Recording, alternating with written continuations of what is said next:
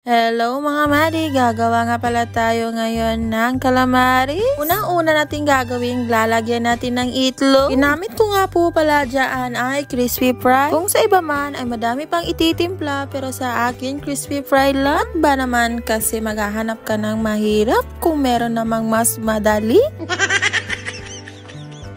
At dahil natimplahan na natin yung mga madi, at ayan, pinainit ko na yung aking kawali na bagong bili.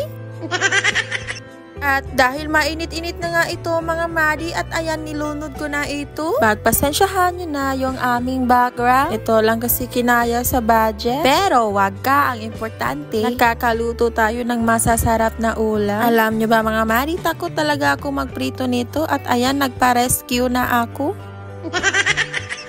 Nagulat talaga ako dyan mga madi, kasi bungbuang talaga itong taong na ito. Bigla ba naman kumiringking, akala ko na paano na. At pagkatapos maluto, pinarisan ko ito ng suka na madaming sibuyas. Medyo naiinis talaga ako dito mga madi, kasi yung ating calamaris isunog-sunog. Kaya sa second luto ni Buddy mga madi, tinuruan ko na siya. Kain nga pala tayo mga madi. Itong ulam talaga ang nakapagpapasaya sa akin.